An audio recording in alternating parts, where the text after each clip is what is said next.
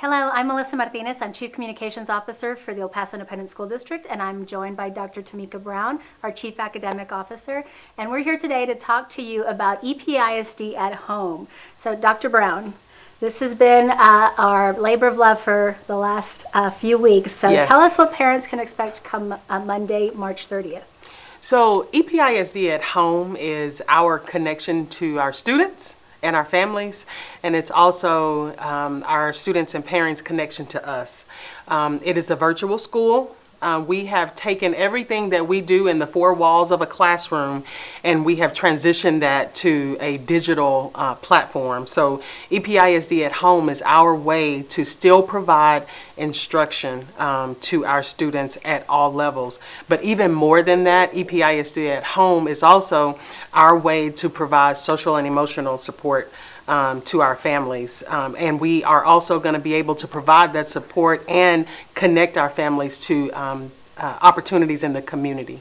So let's start with the academics. What does a typical day for EPISD at home look like? So a typical day for, let's say, a high school student. Let me start with high school. A typical day for a high school student, and we have published a suggested schedule for students at all levels, but a typical day will include a student waking up, getting out of the bed, getting dressed, and connecting with their teachers. We have a virtual conferencing schedule, and if you're wondering what virtual conferencing is, it is the way that students will connect to teachers in a live video conference or in a live manner that will ensure that teachers can provide direct instruction. So we have a schedule where students can receive direct instruction from their teachers, and that schedule ensures that students can connect at some point with all of their teachers, regardless of the section or the course. But is there the expectation that, like a typical school day, a student would be logged on from 8 in the morning to 3:30 in the afternoon? Absolutely not. It's actually quite the opposite. On the schedule that we have published and the schedule that we are actually working around, the academic time that we're recommending is one block in the morning from 9 to 11 and one block in the morning from 1 to 3. And all of the virtual conferences are set up around those two-hour blocks. And the reason there's nothing from 11 to 1 is because we do want our families to take advantage of the meals that we are providing at the 50 sites around the city. So as a student, do I get to choose if I want to join in on that morning block or that afternoon block, or do I need to do both?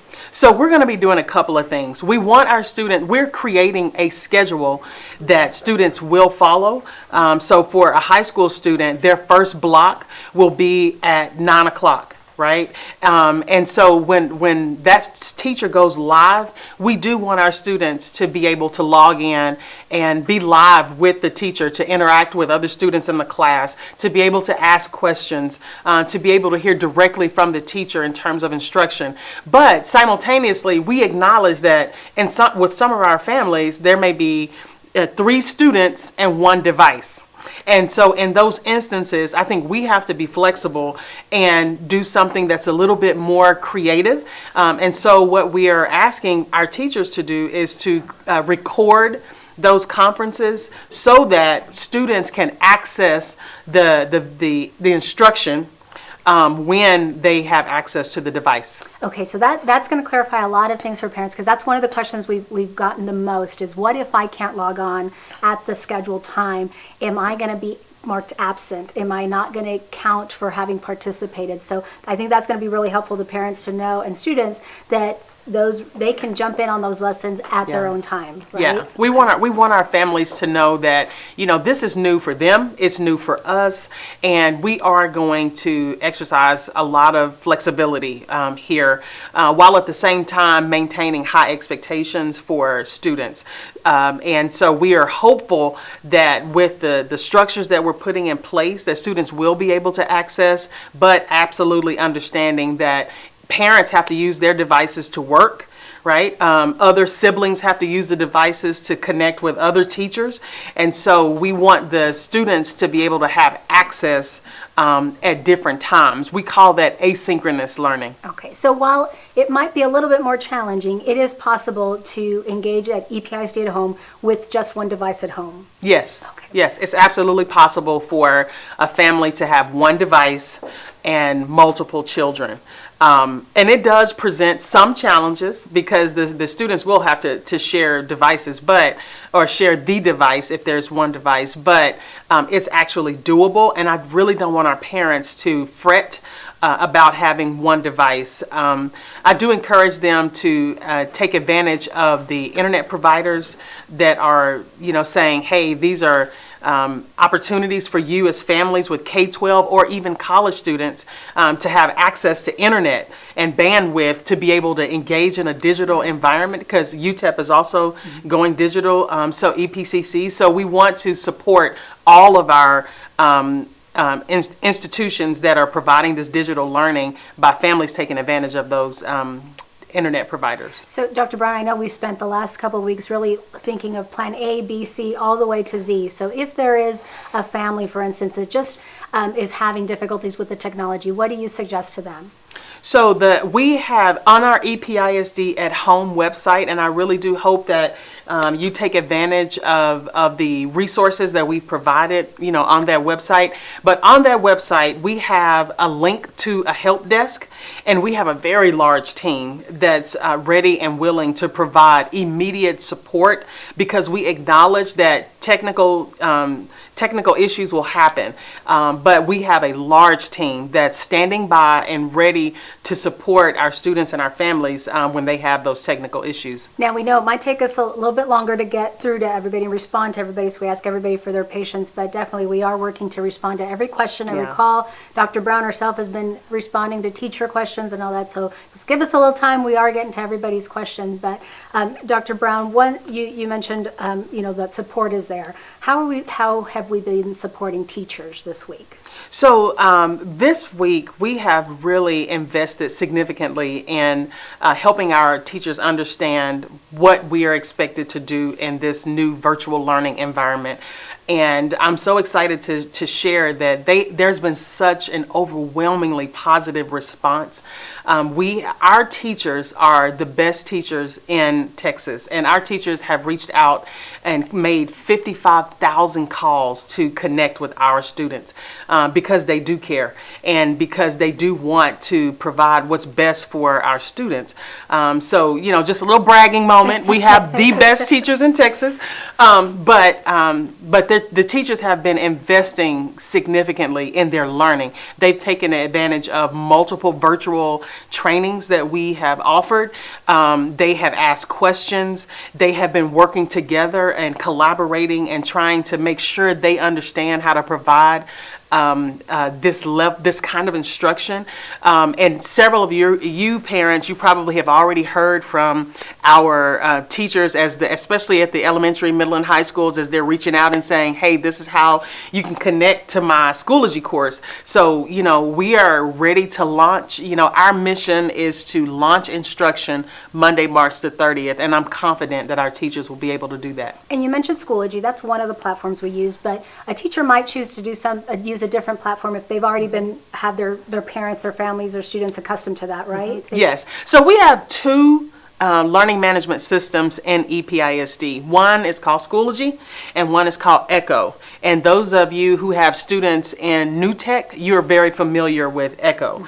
And so we will have those two learning management systems being used to facilitate instruction.